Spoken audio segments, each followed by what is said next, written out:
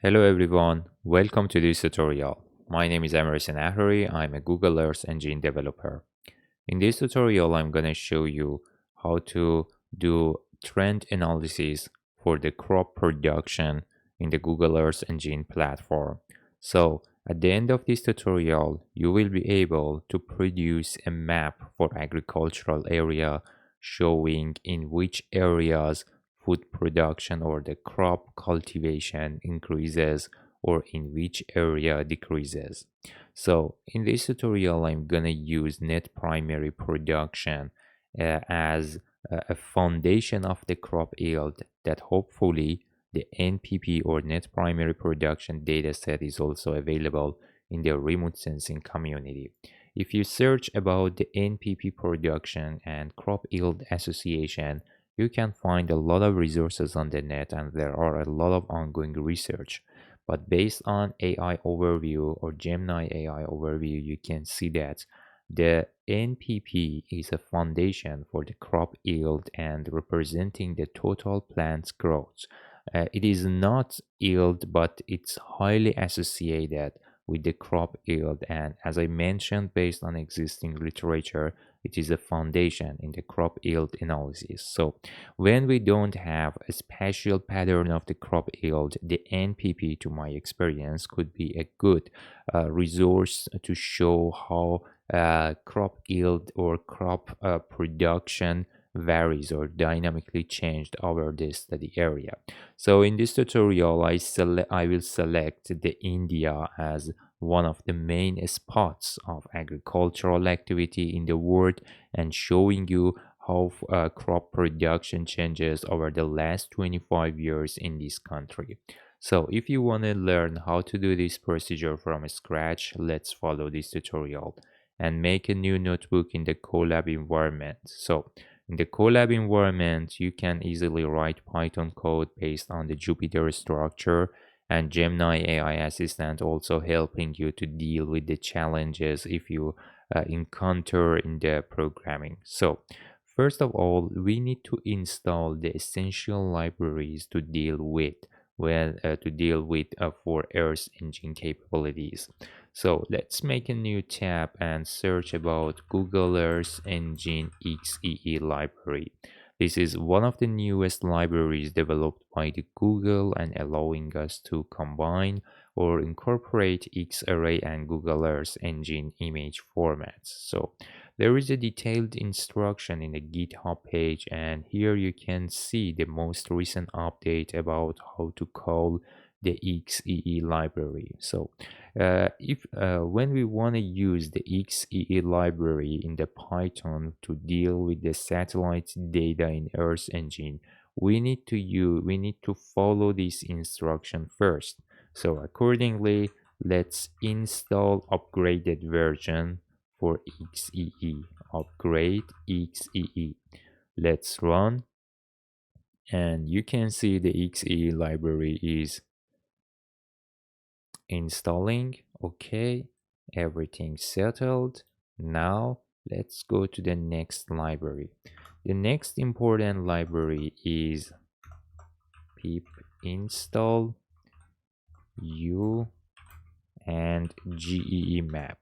The GEE map also another popular library in the Google Earth Engine community, and that giving us a lot of resources for geospatial data analysis using Earth Engine capability in the Python environment. So now let's import the EE. The EE is an essential library that help us to connect to the Earth Engine functions, tools, and data catalog. Okay, let's start connecting to Earth Engine by EE authentication. EE initialize. We need a project ID.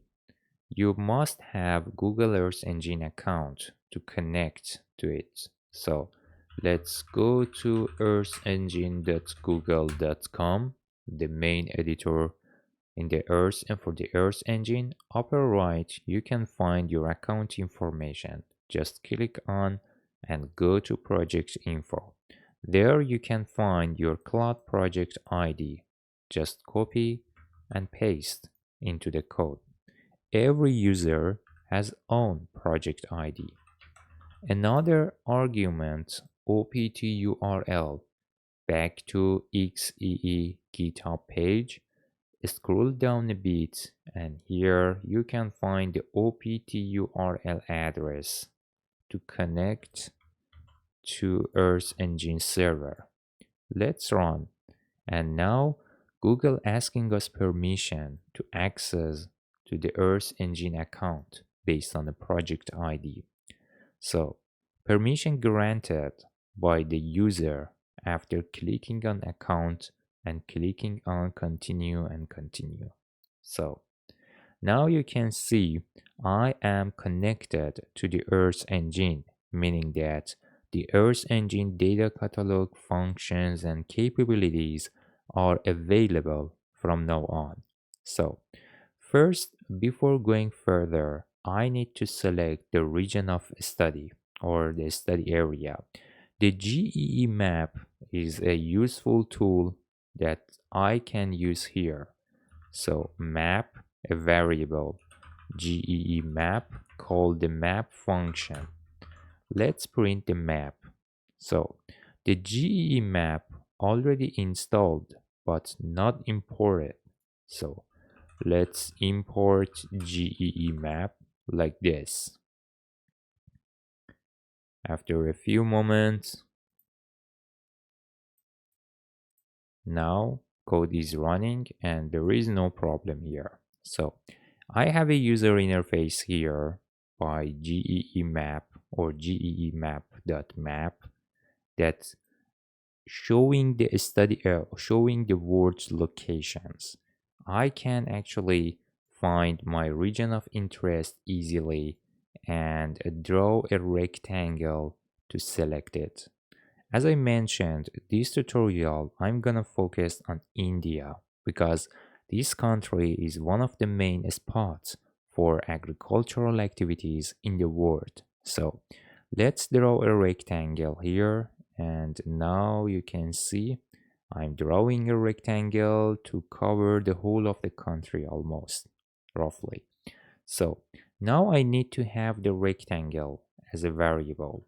So make another variable ROI from the existing map, select the last feature, convert it into a geometry. Let's run the ROI. Now you can see that area is available as a polygon with 5 vertices and associated coordinates. So I need to select or find the agricultural areas or agricultural land covers over the whole of the India. So to do this, the easiest way is to find MODIS land cover product with 500 meter resolution. How to do it? How to find MODIS land cover in the Google Earth Engine? Okay, let's type about Google Earth Engine MODIS land cover product, just like this. This is the easiest way to find the data set. The first link, land cover type yearly global 500 meter, giving us what we need. If you go into the link here, the image snippet available and we can call the data set inside the code. So the crop, the variable name, sets to make a tuple and paste the image snippet. Then define a filter date to call the land cover datasets from 2001 to 2025. Remember to check the dataset availability. For example, I cannot call this dataset for 1990s. So that's why we need to select a period of time in which this dataset is available. So there are different bands. If you already been in the bands, here you can find the different bands available here or different scenarios for the land cover classification. Typically people use in the community LC type 1. So that's the target band.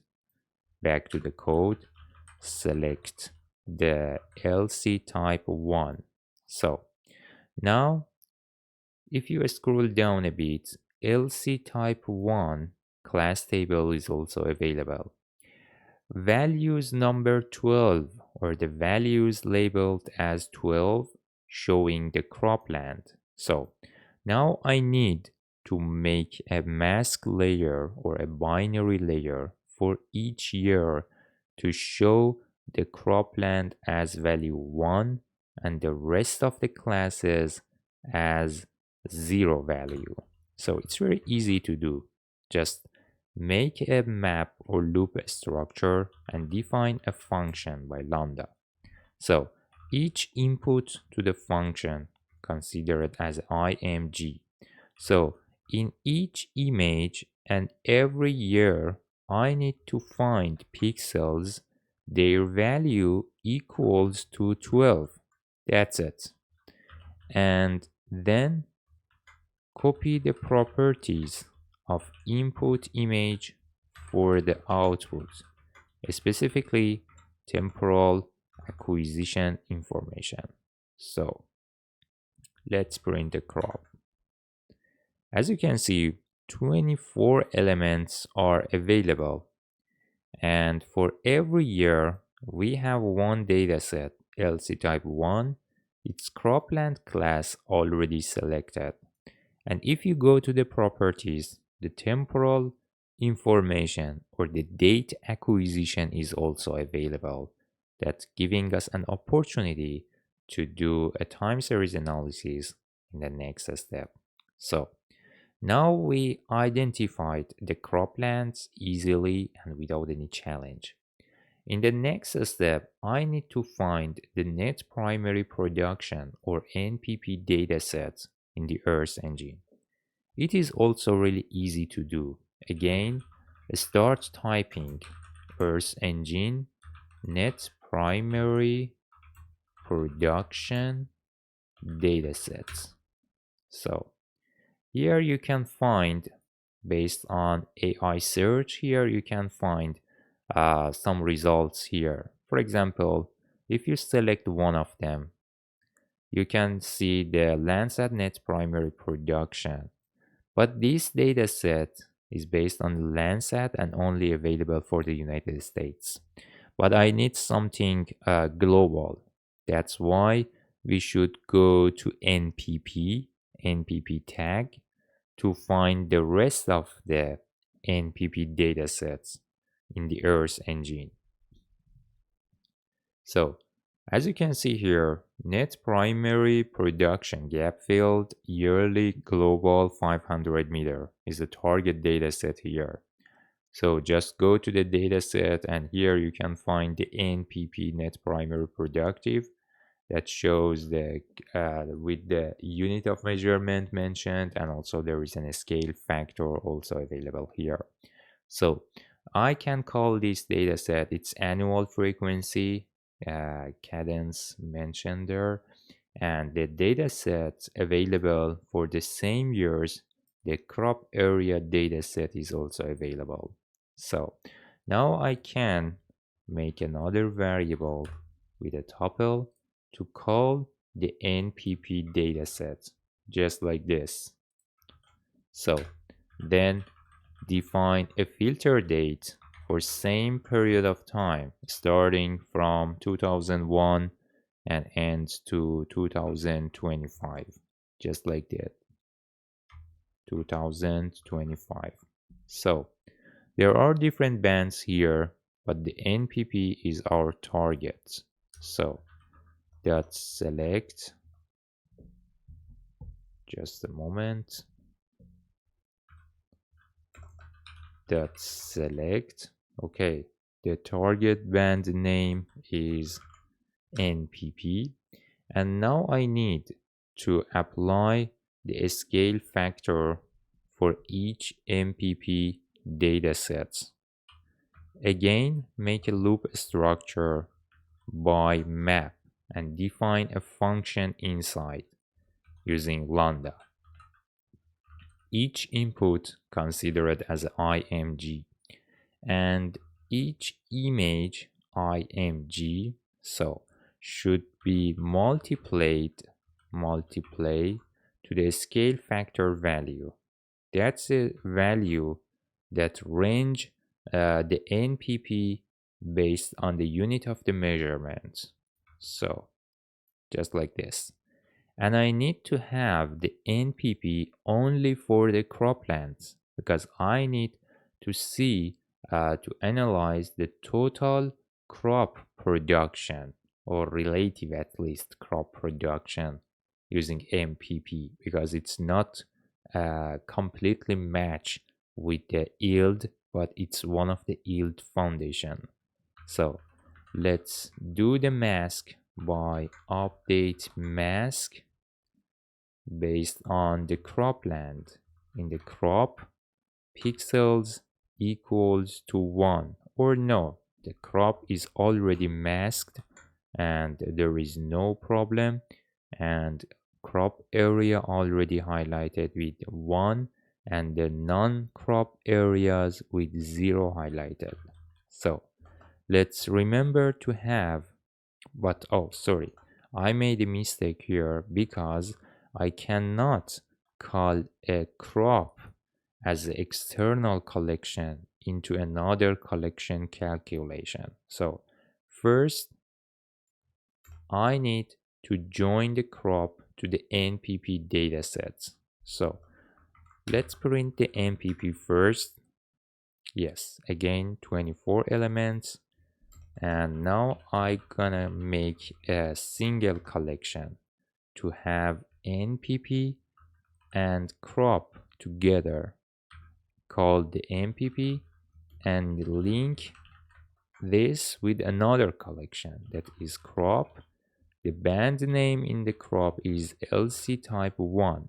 So let's print the collection again, and again 24 elements returns, but something's different here.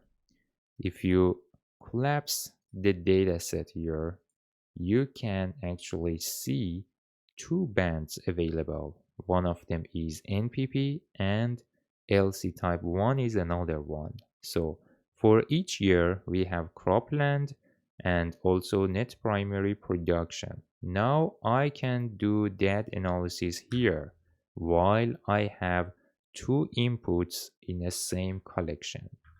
Make a loop by the map. Define a function, each input as a img, and returning the NPP dataset while it is multiplied to the scale factor value and separated and only selected for the croplands. img.select LC type 1. So remember to copy properties to have the temporal information for the output. Time starts. Let's run. Again 24 elements returned, but this time we have only NPP for the croplands because it's already masked based on LC type 1 that is selected, that only croplands selected in this dataset before. So now I need to bring collection out from Earth Engine and convert it into a Python friendly format. So using XEE and XArray. Let's convert the XArray. Let's import the XArray first. And XEE already installed. So back to the XEE instruction. As it's mentioned in the XEE, XArray and Earth Engine incorporated. And now we can use actually the XEE to convert an image collection into an XArray or Python friendly format for the further analysis while all the Python resources are available for the Google Earth Engine datasets. So you can see here the collection. So a new dataset called as a DS from X array open datasets. Which datasets? The collection NPP for the agricultural area, so or for the cropland, based on Earth Engine protocol and EPSG 4326. The CRS means coordinate system. EPSG 4326 is a unique ID explaining the WGS84, the coordinate system that is necessary. The pixel size should be based on a degree here. For example, if you set 1 means 100 kilometer, the MPP dataset, if you go to the dataset, the resolution is 500 meter, but I'm working on a very big area, the whole of the India. In this case, the 500 meter makes my dataset too heavy and it's hard to analysis. That's why it's better to reduce the pixel size to 10 kilometer. 1 kilometer, or sorry, 1 scale 1 means 1 degree, and 1 degrees equals to 111 kilometer roughly. So 0.1 10 kilometer, 0.01 1 kilometer. So I prefer the 10 kilometer for the whole of the country because I think in this scale no more details necessary. Just I need to see which areas more contributing more in the crop production and which area less. That's it. So no more details needed. I need to do a general analysis here. The region of air study is the geometry that should be set to ROI. So let's call the data sets. So as you can see, the image collection is no longer available. The dataset converted into an array structure, a multi-dimensional format, that you have array of MPP values over time, longitude, and latitude dimension. You can see the dimension array values over time, longitude, and latitude. So this is a multi-dimensional structure. I call it the Python-friendly format.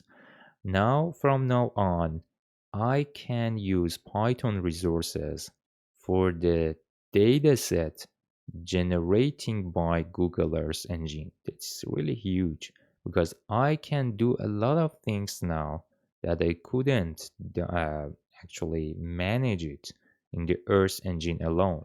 So now I need to sort the dataset based on time dimension and multiply to 1.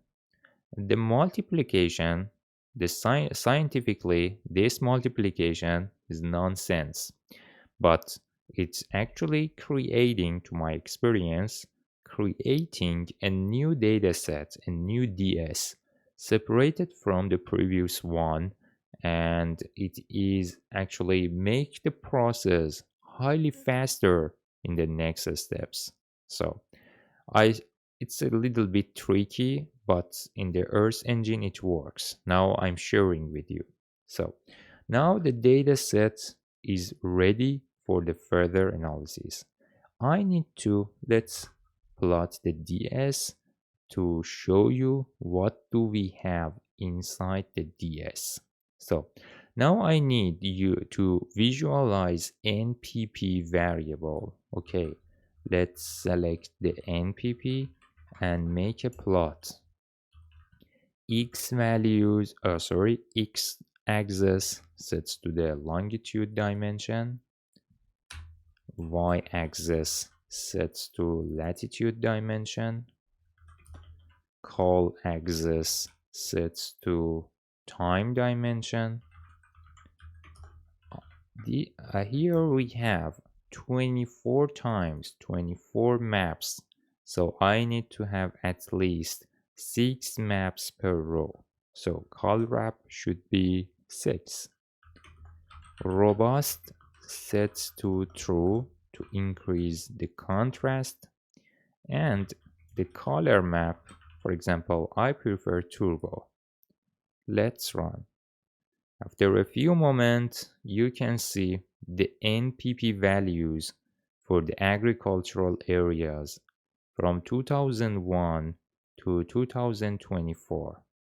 The reddish area, higher crop production or associated with higher crop growth, and the bluish areas showing or representing lower crop production over the years. So, but in these multi-temporal plots, it's a little bit hard to understand what's going on here.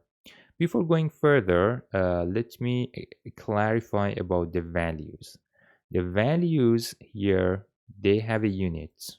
The unit of measurement is kilogram over a square meter. And that's why the values are really small, because it's based on every square meter.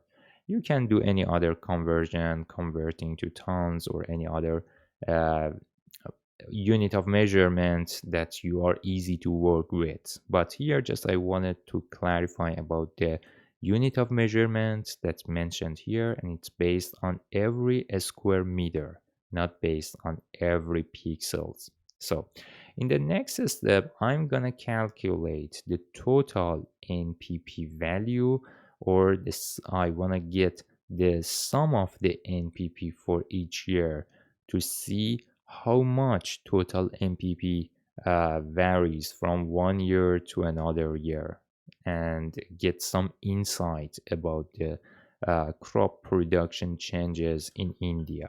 So now the total NPP sets to new variable ds.sum over latitude, dimension, and longitude. I need to get the sum of the NPP during the time. So now let's print the total NPP. So now we have only a time now and NPP. So it is very easy to change to a data frame, because no spatial dimension exists now, and just we have time and value. It's better to convert to a data frame. These values showing the sum of the NPP values for every year separately. The total it means the total NPP, the DF.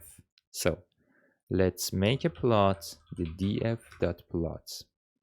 Now I'm getting something that shows the food production in India actually uh, increases over the last years. After 2015, we can see a clear increase about the food production. It was hard to understand first, but now, after a simple conversion, we are getting more information. So now we can do some trend analysis here by Mankendall and a petit test to get more information about the existing trend. So, because we need to know if this trend is significant or not. So, let's install PyMankendall. Pip install PyMankendall and install PyHomogeneity. Let's run the cell, because we want to do some sort of trend analysis on food production values. And forgot to say here, even you can get export from the data frame. Maybe you want to open it up into Excel for the further analysis. It's up to you. df.2csv total NPP values CSV. Let's run. In the left panel, you can see the CSV is available. You can have a preview and download into your system. Set the output address and click on download. There you go. So, and you can open it up into the Excel. Okay, but I prefer to manage everything in the Python. It's totally up to you. So now in the next step, I'm gonna show you how to measure the trend using man-Kendall analysis. So a new variable man-Kendall test pi from first import the man-Kendall pi man-Kendall as mk and import pi homogeneity as hg. Let's run. Okay, mk test sets to from mk man-Kendall library call the original test for the df or data frame. Let's print the mk test. Here you can see the man-Kendall test. The trend is increasing. So H true means it's significant. The p-value is less than 0.5.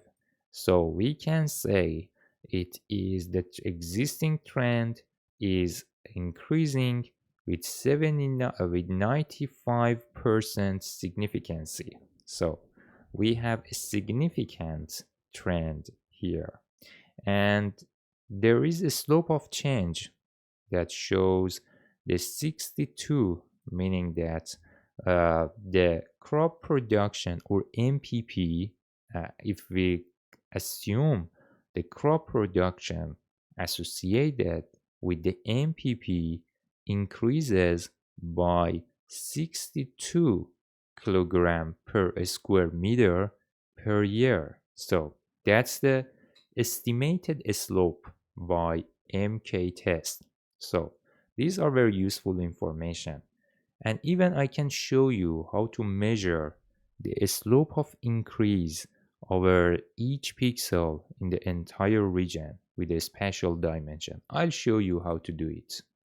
So this is about the man-Kendall test. Now we can say that, okay, the trend is significantly increases over the years, and with its increases, and also it's increased by 62 units per year.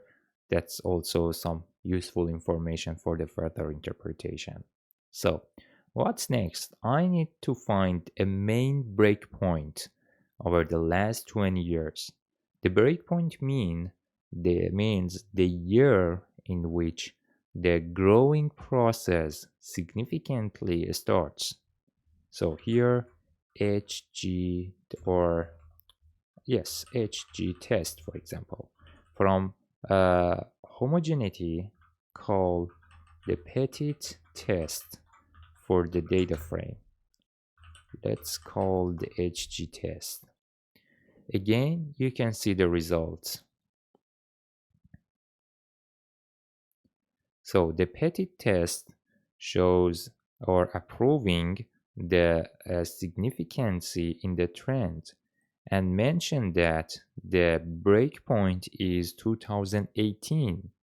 Although we can see the increasing process after 2015, but statically it's started from 2018. So that's a breakpoint.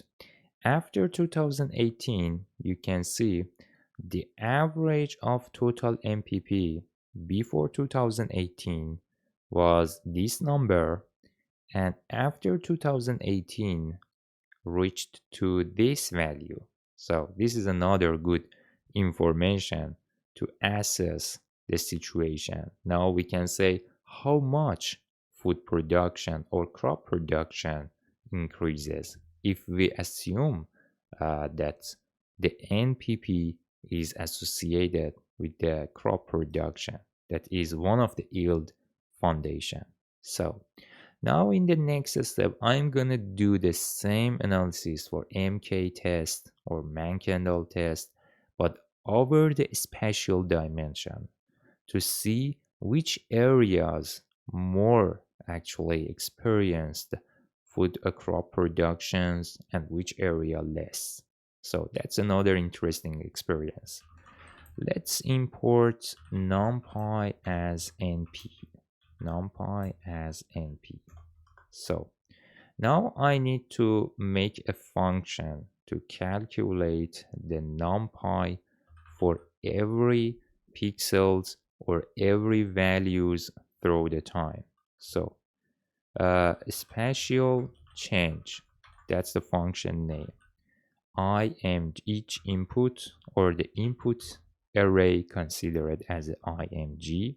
So I'm gonna set a condition to say that, okay, if there is less than 2 or 3 consecutive true values, then let that pixel, don't use that pixel for the calculations.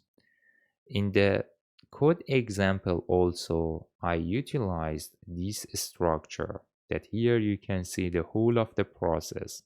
So first we should define a condition to say, okay, find, sorry, it's wrong. This one is correct. First, we should find the valid data. So let's how to do it. The valid data sets to, for each image, select those pixels that is not none. So pixels with the valid values. So in the img, so find pixels, maybe this sign, I don't know what's its name exactly. I can copy and paste because my keyboard format is a little bit different here and I cannot find it right now. So np.isNaN img. So now I'm selecting the pixels with the valid values, and then after selection we can say if the lengths of the consecutive values valid data is less than 2, then consider it as none. This is very important.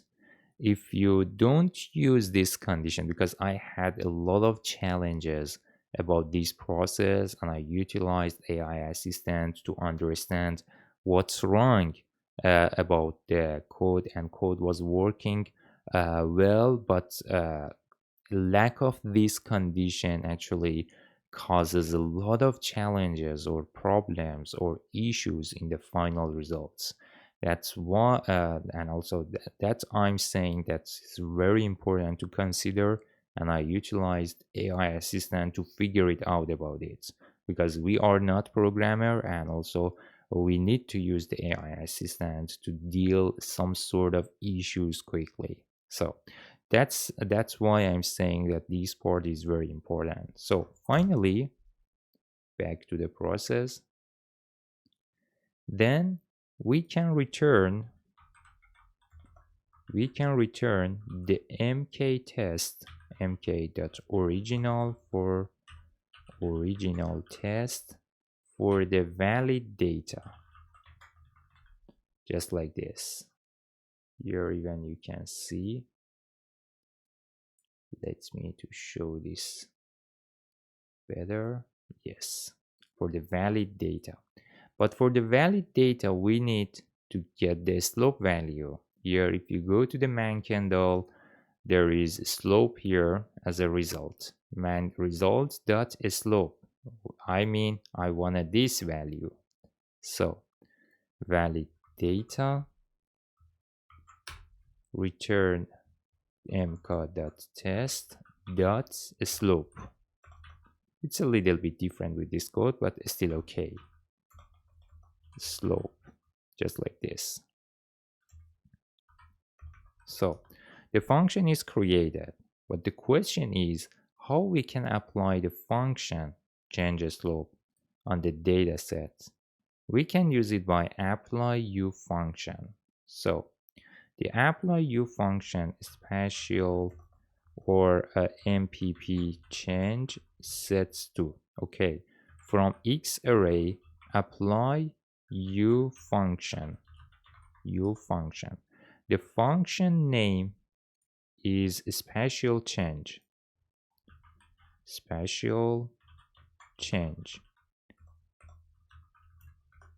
The input dataset is MPP input core DIMS. We want to apply this trend analysis over temporal dimension. There are different dimensions: longitude, latitude, and time. We want to apply it on time. Vectorized should be true. And dusk should be parallelized to make the speed of processing efficiently. So parallelized, and the output D types should be floats. Let's run, and you can see the man-Kendall slope values calculating for every pixels through the time to show you how spatially crop production changes over the years. We expect to get some sort of result like this. It's under calculations. If you faced with any challenges in this tutorial, you can go to this video on my YouTube channel, and also you can find the code examples and compare my code with yours to solve the issue. So the MPP change calculated. Let's plot. X sets to longitude, Y sets to latitude, and robust should be true to increase the contrast, and CMAP I prefer turbo. Let's run. You can see and how MPP changes through the time. The reddish area showing that they have positive values, meaning that the crop production increases over the time by different values based on mentioned measurements, based on mentioned units. And also the green area showing crop production didn't change a lot over the time. And the bluish area shows a little production decreased over the time in these areas. So now you can see that we summarized all of these changes on a single map, while its detection was a little bit difficult in the first sight. So I hope you liked this tutorial as much as I did, and please share this video tutorial with the remote sensing communities and people who love to learn the remote sensing. Thank you for your attention.